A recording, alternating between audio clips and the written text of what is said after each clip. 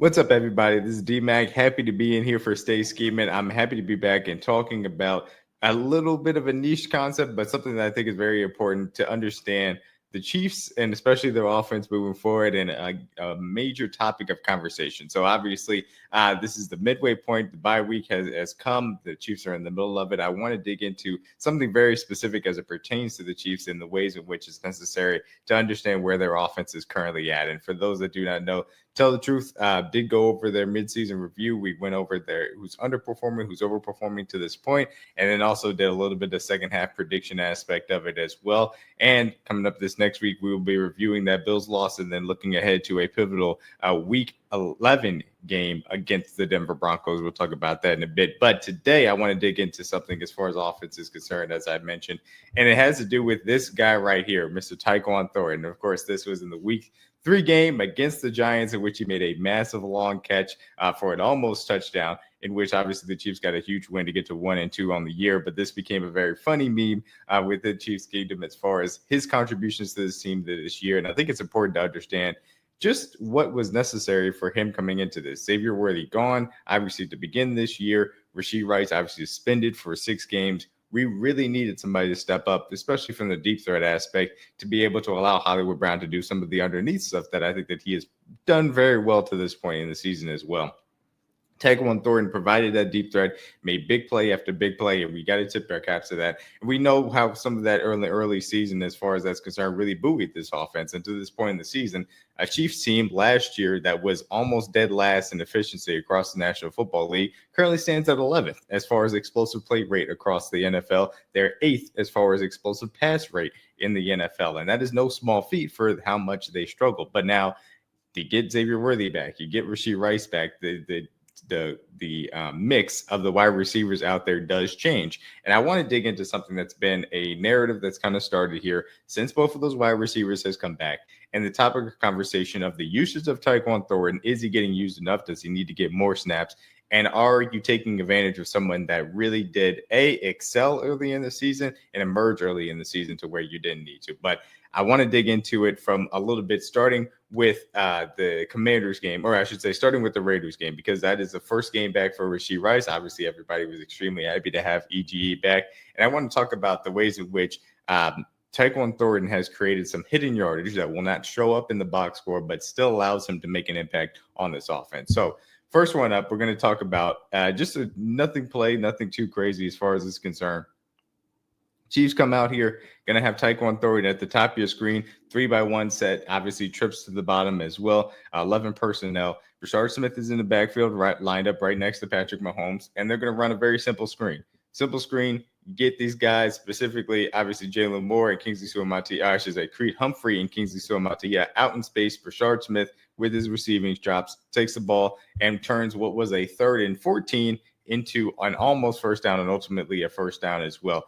And this is one of those underrated things that all of a sudden creates a first down in which the Chiefs could not in years past because of the inability really to create big plays. But the reason why I wanted to put this play in here in a Tyquan Thornton video is because of how he impacts the defense from this perspective. Now, you're going to see at the top of the screen, they're playing a little bit of press as well. The Raiders are going to bail out to a cover 2 look, ultimately playing the sticks as it is, of course, 3rd and 13, so they can give some ground, obviously giving some ground from that perspective. You see at the top of the screen, the corner immediately gives into some press bail, protecting the sideline, and immediately starts to run off along Tyquan Thornton, even though there's safety over top, just protecting it just in case. Now, ultimately, by the time that he realizes that it is a screen coming behind him, Rashard Smith is catching the ball about 2 yards back in the backfield. The Raiders defender is basically 7 to 8 yards deep as far as away from the line of scrimmage. And what this sets up, because of Tyquan Thornton's speed threat, is not only does it move that corner that far as the depth is concerned, that safety to that side is all the way past the 6 by that point. And what that allows is for Kingsley Suamataia and Creed Humphrey not only to get the angle as far as the linebacker is concerned, but the corner is way out of the play, all the way outside the numbers. Kingsley Suamataia can easily shield him off. And the beautiful thing about it is Tyquan Thornton then turns into a blocker on this play and is able to help out as far as the safety is concerned. And you'll see it from the reverse angle. After running them off the entirety of the way, that he meets the safety past the sticks as well as the Creed and Kingsley take out the cornerbacks and that linebacker right there, and allows Bashard Smith to gain ground quickly. And again, just a small thing, nothing too crazy, but these are hitting yardage that obviously can keep drives on schedule, and in this case, convert drives in ways that maybe they did before if it wasn't for Tyquan Thornton's emergence. And I think it is important to point out when those hitting yardages do come to pass. Obviously, in this game, Tyquan Thornton also caught a 39-yard bomb, so you did see the box score aspect did show up for his impact too. So next game, going to the Commanders specifically here. And look, we've seen this play a few times at this point, but it is important to understand the structure of this play and how it really helps out the Chiefs offense. 12 personnel set. That means that the Commanders have to match as far as their defense is concerned. They got, two linebackers, get the 4 down linemen as well. Frankie Louvu is out there as a pseudo 5th down lineman and also a linebacker as well. What that does is it puts them into bad conflict with the ways in which the Chiefs can run their pass game. Noah Gray is going to block to the bottom of the screen. Pacheco's going to come out on the play fake. So essentially, they've got really a 6/7-man protection since Pacheco is going to chip and then release. Really, this is a 3-man route, but you see to the top of the screen because it's a linebacker inside. They've got one DB to the far side of the field, and they've got one guy or 2 guys trying to play over top. It puts the defense into a bind as they don't have enough bodies necessarily to cover enough ground as far as that is concerned. So ultimately, as the play fake pulls the linebackers up, Tyquan Thornton and Xavier Worthy running there from at the top of the screen, Tyquan Thornton outside the numbers, Xavier Worthy down the middle of the field. They occupied the deeper aspects of it. The cover 3 high safety has to go with Xavier Worthy over the middle of the field.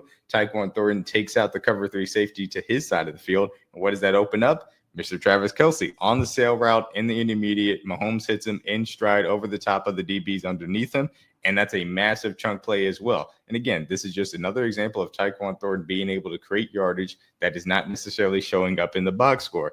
This one specifically, though, and I'll show it in the next one too, I really love from the standpoint of being able to get to heavy personnel sets, manipulating defenses, and then making them pay with explosive chunk plays down the field because you also have the speed threats of a Xavier Worthy, of a Tyquan Thornton out there that puts pressure on the back end of the defense and stretches them with the play fake underneath to create things in the intermediate areas for obviously Travis Kelce and, of course, Rashee Rice to work into.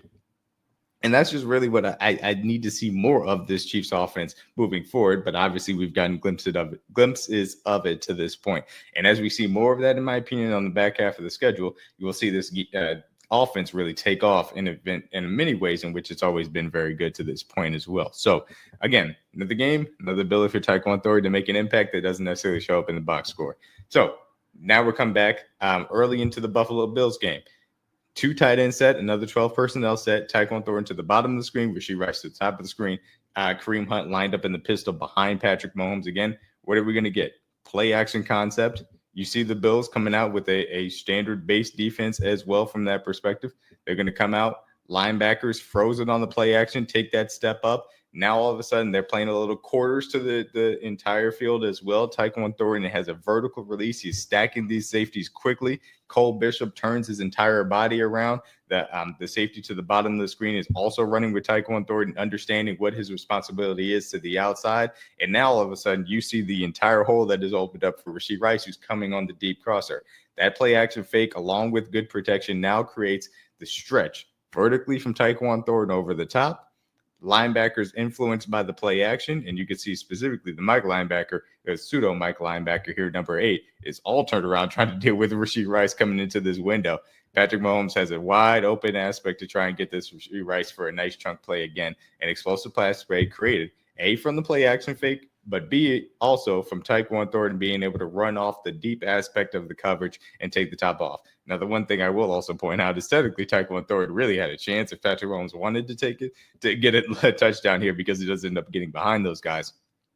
But important, obviously, to make sure that you create those explosive plays. And I'll show it from the back end just to understand, hey, we're getting a nice 7-man protection off the play action fake, making sure Mahomes has all the time in the world to survey. And because of the play action fake and Tyquan Thornton deep, you can only run a technically two-man route and still be able to get a chunk out there. I don't think you saw nearly enough of this against the Buffalo Bills defense that struggled a lot to defend the run, and a lot of ways defend the play action pass too.